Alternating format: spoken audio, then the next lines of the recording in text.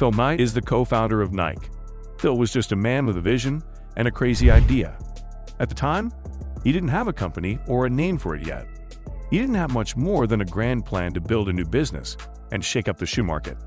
But he had the determination to make it happen. How did it all begin?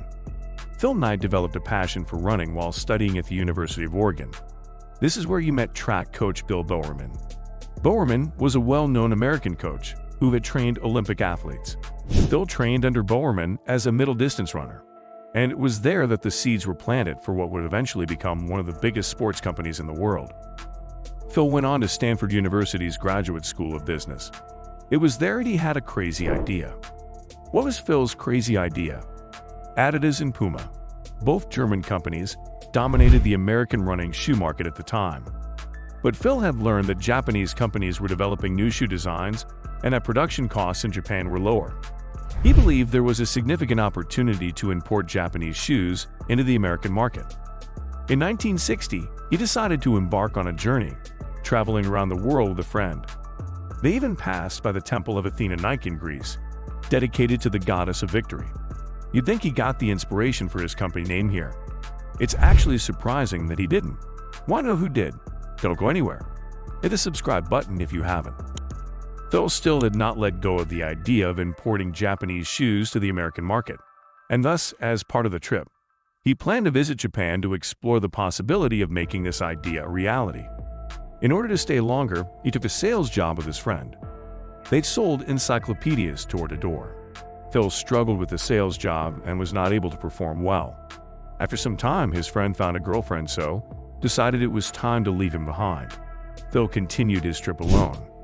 In 1962, while in the city of Kabe, Japan, Phil discovered a running shoe from a brand called Tiger, which was manufactured by a company named Onitsuka. The design caught his attention. Although Phil was confident in his crazy idea, he was expecting the worst when he met the Onitsuka owner, Keiichiro Onitsuka. Things went surprisingly well, and Onitsuka was impressed.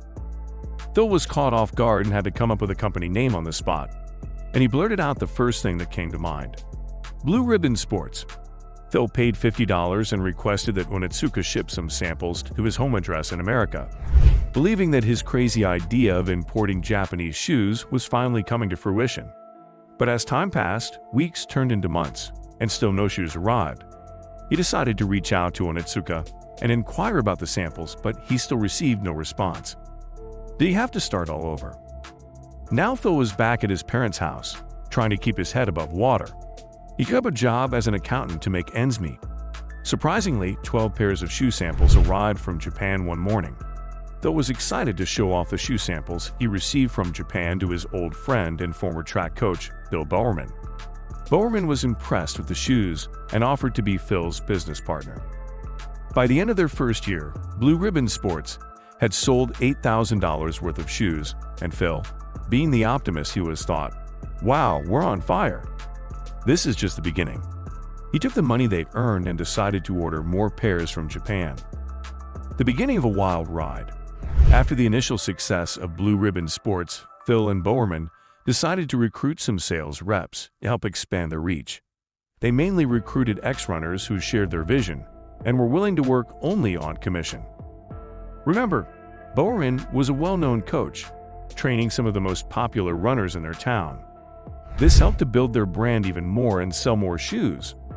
Phil knew that they needed more hands on deck, so he decided to hire the company's first full-time employee, Jeff Johnson, who would later go on to come up with the iconic name Nike. We will get to that shortly. Then comes the betrayal. As Phil's company grew, Onitsuka began to make demands and put pressure on Blue Ribbon Sports. Onitsuka decided to establish their own distribution in the US. The Japanese brand proposed an ultimatum to Phil. Either he would have to sell 51% of Blue Ribbon Sports to them, or they would start making deals with other distribution partners. Phil didn't want to give up control of his company, which he had built from the ground up.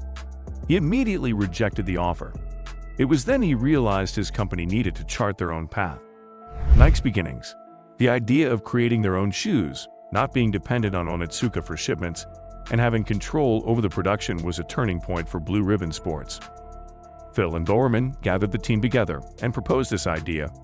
and everyone was excited to work on something they had control over. But there was one little problem. They needed a new name and logo. Phil initially had his heart set on calling their new brand Dimension 6, but the team didn't quite like it. Then their first employee, Jeff Johnson, mentioned that he had an idea that came to him in a dream. Let's call it Nike.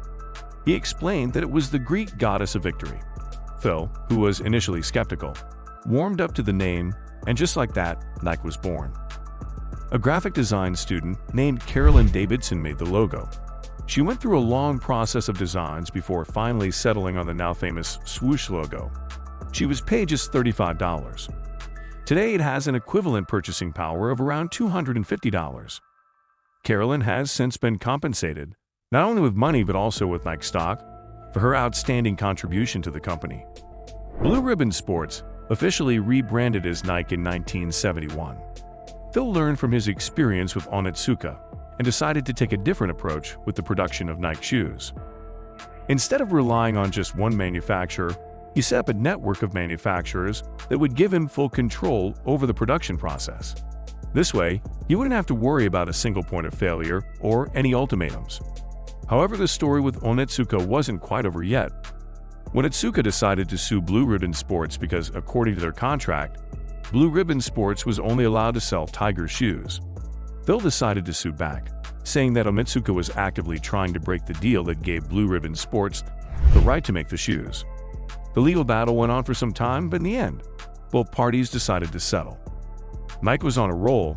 They were selling more shoes than they could have ever imagined, but there were hiccups along the way.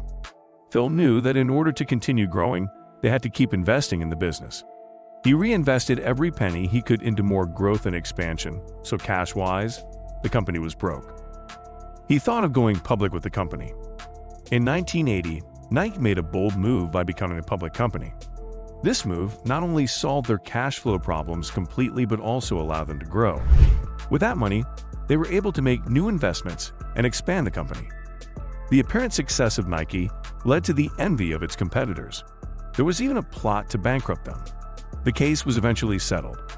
Nike signed sponsorship agreements with Tiger Woods and LeBron James when they were just starting out in their careers. And as they gained fame and success in their respective sports, the partnership helped to elevate the brand.